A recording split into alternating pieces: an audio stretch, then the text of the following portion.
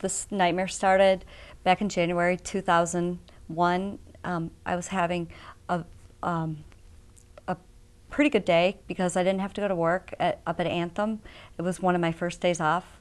It was a little slight rainy day, and my daughter, Jess Ann Hicks, almost 7 years old, we went over to my girlfriend Kaylin's, and she gave us some flyers and said that it was Kids Day over at the park down the road. And so we decided that we would take her up on her offer and she might meet us down there, and called my boyfriend at the time. He wasn't the greatest guy and things were a little bit rocky. So I thought maybe he might come through and meet us down at the park and join us. He, however, didn't come through again, so our day turned a little bit sad. And as we were driving home, Jess Ann and I started to cry a little bit, and John kept calling and started making snide remarks, and I decided not to answer my phone anymore. By the time we got back closer to Anthem, I didn't want to see Jess notice that I was even getting more upset, so I pulled up in our cul-de-sac in a brand new family community, maybe the head tennis pro up there. Most of the people knew me as the new tennis pro, USPTA certified pro. I pulled up in our cul-de-sac. I had been with Kim the night before. Jess was best friends with Kim's daughter, one of her very good friends. The neighborhood kids all played together. Kim's garage was open, and I dropped Jess off the phone, kept bringing most of the time on the way home, and I heard Jess, as she was getting out of the car, say, "Hi, I know who this is." And Jess was in a really cute, chipper mode, and Jess said, "I know who this is. This is Kaylin."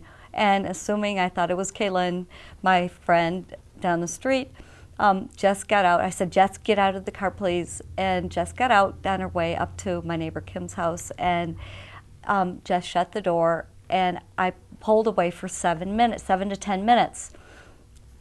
Down, to make a long story short, it was Kate, the 911 operator. My boyfriend at the time had called 911 thinking he was calling a helpline,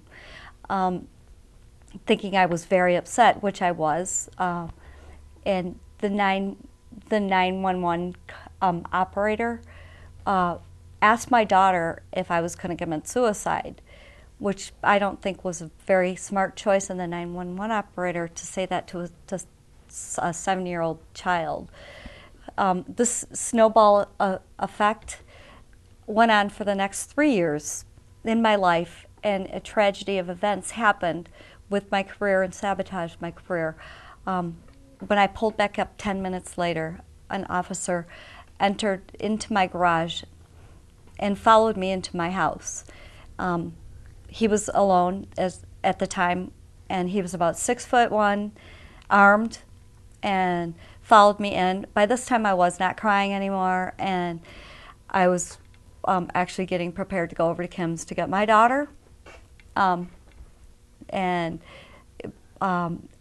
This officer, Anthony Rogers, came into my place and came right behind me and said, "Do you know where your daughter is?" And I said, "Yes, I do. She's across the street. In a street is a court at Kim's house." And he said, "No, she's not." And he said, "Why don't you start checking your house?" And I said, I knew that she wasn't in my house. And my 3 little dogs, Trixie, Hixie, and Lixie, 3 little white Malteses, came running out. And he was very aggressive. He started overpowering me, and I think that's basically what, it's very intimidating. I backed down, and he asked where I'd been. I said I was having a bad day, which started out a pretty good day, but ended up, as it was a breakup with my boyfriend, I was a little bit sad. So I'd never been in trouble, anything but a traffic violation. I was naive to the system. he wore me down, and he eventually went over and got my daughter at Kim's house where she was. He came back and told me to pack my bags. He never read me my Miranda rights, and he arrested me for a felony 3 intent to kill, murder my kid. And a felony 3 intent to kill means I planned it out, I seeked it out for months, maybe even a year. That's what the statute is. And on the arrest record, he said that I had firearms in my car. There's a whole list of statutes that Officer Anthony Rogers arrested me for. He did call a backup, Vitelli, that came in, and during the time frame that he was over at Kim's house, getting some records. So that's when he handcuffed me and took me into his sheriff Bronco. We were driving on the 17 freeway almost to Carefree, and it was probably around 4 o'clock, 4:30 in the afternoon, and the rain had stopped, and it was approximately 45 degrees. My handcuffs were pretty tight. It was very uncomfortable. I asked him if he could loosen my handcuffs. I told him I was a tennis pro. It was my profession. The handcuffs were very tight.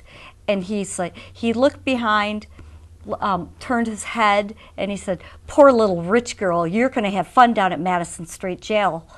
And I had no idea. I've never heard of Madison Street Jail.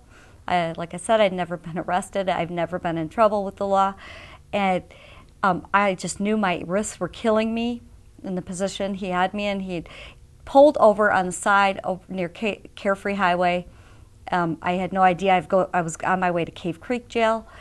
He pulled over, and he took the handcuffs, pulled them back, jimmied my back, and tightened the handcuffs to a point where the next day I had blood marks all over my wrist. I had bruise marks for the next couple months, and my back was thrown out of joint. In the deposition with the public defender, he described that pullover scene, that he had to pull over twice because the weather was sleeting and snowing and hailing, and he couldn't see out of his windshield, and it was too dangerous of a situation that he had to drive. So we have reports on his driving in weather conditions, which was an untrue comment.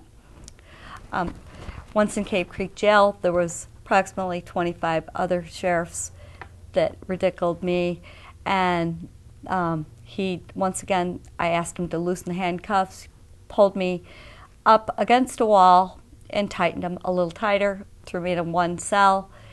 When I asked for the rights of a phone to call an attorney, which I did call James Redpath, and got some advice before my trip down to Madison Street Jail in the Horseshoe, which I once thought was the worst day of my life, but the beginning of 3 years of a big nightmare in the system, the Maricopa County justice system.